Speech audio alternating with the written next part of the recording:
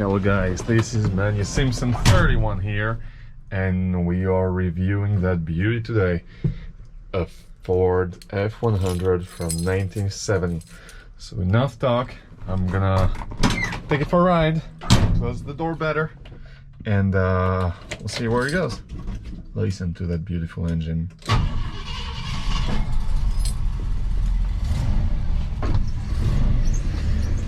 Power windows. And here we go. That truck is my pride. I'm gonna give you a little bit of history of it after. But yeah, it just drives. For people that never drove one, buy one. Just buy one.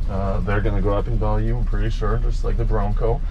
It used to be affordable. No, it's like having a Bronco is just crazy. I'm sure those trucks, it's gonna be the same. No, like people butcher them and everything, but in a couple of years, I'm sure they're gonna be worth a lot of money. So grab them while you can. So I grabbed this one at auction. I paid, sold at auction for $8,900 total with fees and everything. Ended up being close to 10, a little bit over 10, like 10,500 something. And it was in Oklahoma, so I live here in Florida. You can see with the beautiful palm trees, and just, you know, not $800 to bring it back home, pay the taxes, being ripped by the government, and that's it. Truck close to, you know, I was probably at 11,000 total, and that truck just worth it 200 times. So for the story of the truck, I bought it, yeah, guy from the original family. Yeah, the original family. The dude is 83 years old. He's the son of the original owner, so that tells you the age of the original owner. So basically, I'll tell you the story, guys. It's amazing. But before I get into the story, I just want you, like, I mean, seriously, to admire that beauty. Let you know that the truck is all original, so it has not been repainted, it has not been restored. Everything in this truck is original. I did change some stuff, like the brakes that were completely fogged. I did rebuild the carburetor because it was leaking gas. I did change the suspension. I did change the brake master cylinder because it was leaking too, and I did change some gaskets. But apart from that, everything is original. Just regular maintenance, you know, like stuff that you would expect from a truck like this age, but nothing has been restored or changed. So I'm gonna pull over here and show you a little bit how it's how the truck is. Here we are. Just pull over in there and show you that beauty. So, I mean, I can't tell you enough how much I love it. That truck has factory power steering. As you can see, it's butter smooth. Power brakes here. And they installed in the 50s an aftermarket, as you can see here. I like going straight. In an aftermarket AC, which is called, with a beautiful 50s logo, Jet 70s logo. I'm sorry, my brain is freezing. Jet Custom, and it works, and it blows cold.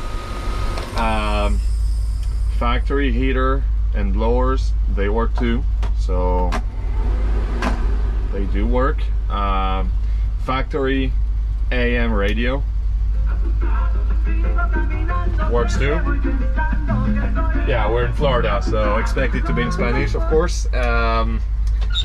Factory ashtray, because, well, if you don't smoke in the truck in the 70s, then like, you're not a man. Cigarette lighter. Emergency lights, as you can see here. On the side here, the key. Here, the windshield wipers and washer. Here you go. And here is just the lights. So you just pull it and push it. You have two steps. First step is the orange, you know, like orange light. Second step is the low beams, and here you have the pedal for a high beam. So and here you can adjust the brightness of the display here. And that's it. So back when the truck used to be a truck, which doesn't have Apple CarPlay and like super leather buffalo seats or whatever, just a truck being a working truck. So super easy, basic, you know, basic functions, no power windows in this. So this model, let's get out a bit. This model is a Ford, as you can see here. It is a Sport Custom. So what is a Sport Custom? It's the middle of I would say, yeah, like the middle of the line, you know. The top one being the Ranger, of course. So this is a Sport Custom, you know, not the cheapest Ford truck, not the most expensive one, and it is beautiful. Look at this. Look at this gorgeous truck. Two tones, beautiful original paint. You still have the Ford F100 emblem here, original hubcaps. What's pretty funny, what I like, is that I do have the original sticker here, like back from the 70s. Like the owner put it, he was a fisherman, and I'll give you the story after. And the Oklahoma like inspection sticker here, it's still pretty old too. Let me put this back. That's manual AC. And I mean, I wish they would still do this, like to modern cars. That'd be cool. So the bed, unrestored. As you can see here, there is no rust. Usually here they are like all rusty and like fully rotten, and here this one is in perfect condition, as you can see here. I use it to fish, just like the owner did, and I mean, I love the chrome on the back here, just really beautiful. You know, just truck being a truck. So really great, and listen to the sound of that engine. So it's equipped with a V8 360.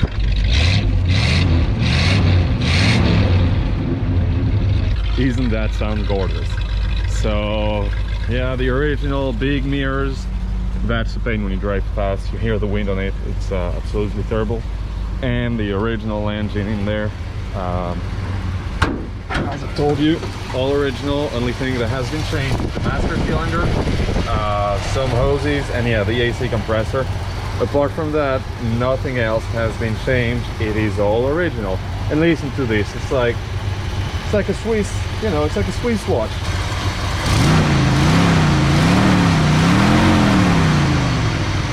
Isn't that just the best sound you can ever have in those old trucks? It is.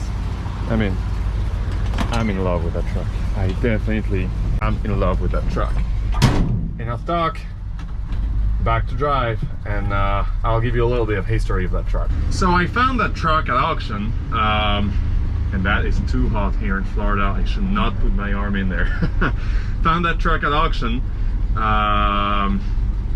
you know, liked it in Oklahoma, and I decided to bid on it without even seeing it, which is dangerous. Don't do this. Basically, you know, I mean, truck was really great. I knew, you know, the description when I saw like one owner, I mean the owner family, I was just like, I gotta have it. I gotta have that truck. So yeah, I just bid on it. Went for $8,600, as I told you before, with the fees and everything, and being close to 11. I received it and I was like, that's the best 11 grand I've ever spent in my entire life. For people who know me, who follow my channel, you will know, and I don't know where I'm going here, this is a dead end. I'm talking and I don't know where I drive. Let me make a quick U-turn here. So for people who know me, I mean, that's, you know, I don't pay attention to modern cars, and I don't get into car payments and don't pay like $800 a month to have like the brand new car with like stupid options that I would never use in my life.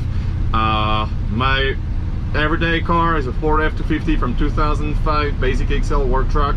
So I do this so that I save my money and I can buy, you know, classic cars, which I love. So yeah, I'm definitely happy I spent 11 grand on this instead of on a newer modern car. I mean, that just, you know. So yeah, I bought it at auction, contacted the auction house, who refused to give me the name of the owner. And it being, you know, from the original family, I was like, I would at least like to talk to them a little bit. No, nothing. So I was like, all right, okay, that's dumb anyways, because the name's on the title. So whatever. Found the name of the title, did a little bit of FBI research on the internet, and found the guy. Found the guy. His name is Gary. I'm not gonna say his last name, but his name is Gary. He's 83. And I found his phone number, for which I called him. I'm just like, hey, I'm the successful bidder.